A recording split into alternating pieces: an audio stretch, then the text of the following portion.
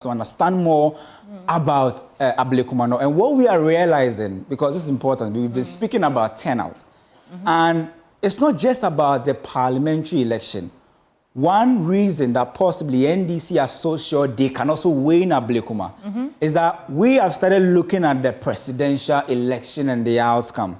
And just like the parliamentary, since 1996, NDC has never, and you can see it on the smart wall, has never won the Ablekuma North seat, presidential election in Ablekuma North. And for the first time in 2024, what we are seeing is that President Mahama won it for the first time. And in fact, the reason why the issue of turnout is so important is that, he won it by some 50.6 or 2%. 50.2%. And you can see how close that will be.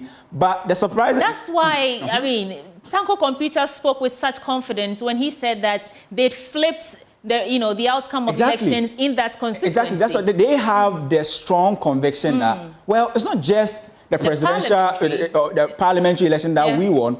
We won the presidential. We have evidence to prove that, look, there is a change in win in Ablekuma North, where for the first time, we've won presidential and have won parliamentary. But the MPP says that, no, per what we know that, well, you won presidential, but we won parliamentary with more than 400 votes. It won't be strange for them to vote skirt and blouse, because we often see this happen, where a constituency will vote for the president in that particular place, on a one party's ticket, and vote for a parliamentary representative on another ticket. So maybe they may have an argument, but how much does it hold? It simply means that however you want to look at the Ablekuma North dynamics, if you look at this chart, just look at how the NPP has been performing in Ablekuma North since 2000.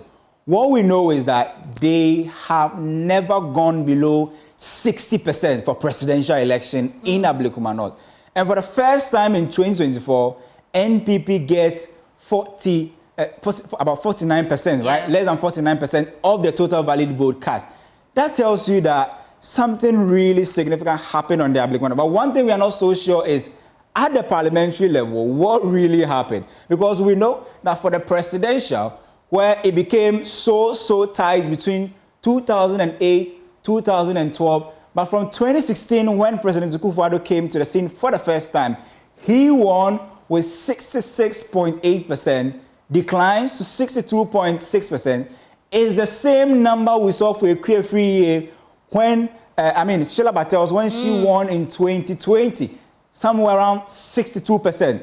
But an interesting thing that we saw with this data is that if you go to Ablekuma North, just look at the rejected ballot. This is a constituency that is not usually used to rejected ballot because why? It is urban. It has elite, a youthful population, well educated. So rejected ballot is a bit very low there. But there's one thing that actually caught our attention when we're looking at this data is the turnout.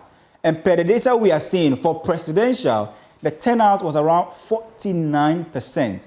It wasn't even close. It wasn't even up to 50%. It means that with those 19 million people who registered to go and vote in the presidential level, we also what happened in the national level. But in Ablekuma North, there were over 122,000 registered voters who were expected to go and vote.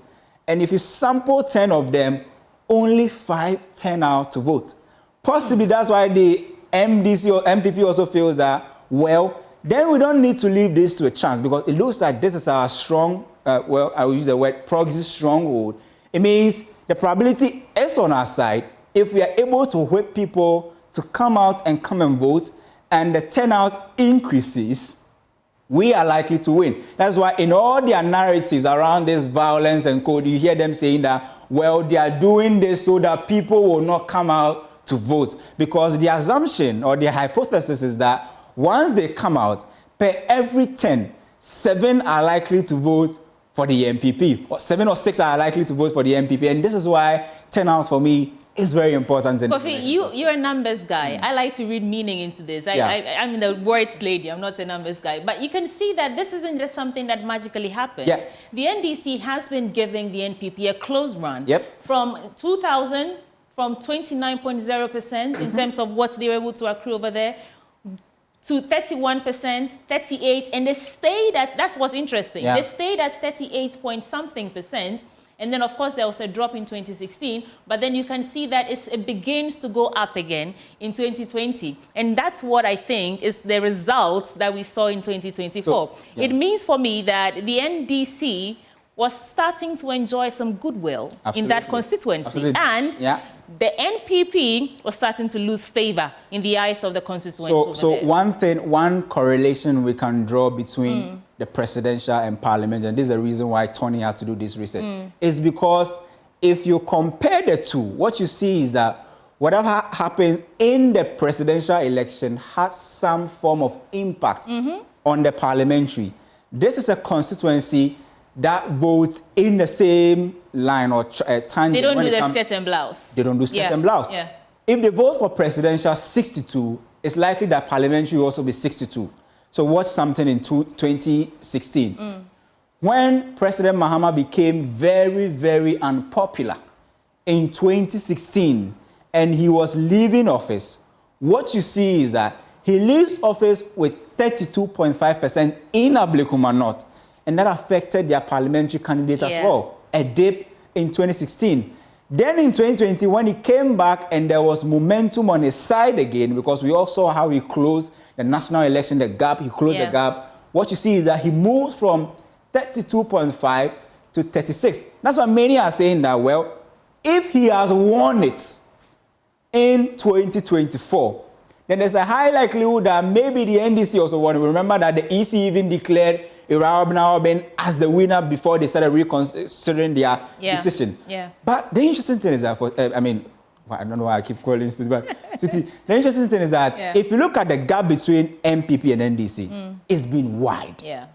But one thing that the 2024 election taught us is that whatever the story, whether MPP claiming they have won, it shows that there is a thin difference between NPP and NDC in Ablekuma North. This is a constituency that they used to win with hundreds and thousands of votes gap between MPP and NDC. Now we are talking about just some small number, even below possibly 500. And the EC, per what we are getting is that even with the current over 270 polling stations that have been collated so far, MPP is only leading with about 48 votes, right? And that paints... It's different from their initial number. They were saying that they'd won by 414 votes. 414 with 3 outstanding. Right. So this current number, the 14, is with the 19 outstanding polling stations. With the 18, and then you take away 19. That means that 19 becomes outstanding instead of the 3 that the NPP made their calculations on. So that is it. Whatever that happens in the presidential election in Ablekuma North possibly had an impact on the the parliamentary election. And one thing that we are also getting to notice that I don't know what will happen today, but if NDC wins in Ablekuma North, it is then going to turn Ablekuma North into a skirt and blouse constituency that they have never been before. But if MPP wins, then that will solidify their whether proxy or organic majority that they have in Ablekuma North. But whatever happens, this is a constituency that we will keep our eyes on forever and ever in all. And you analysts would love to jump on the fact that for the first time, a constituency that is heavily, I don't want to say tribalistic, but it appears they vote along tribal lines because the majority of the constituents there are part of the Akan tribe. And so if they're able to win, I mean, if the NDC is able to win this constituency, and I don't mean just this rerun, I mean, at the end of the entire collation of the results that the EC has, plus these 19 polling stations, if the NDC wins, it means that there are interesting days ahead. All right. Let's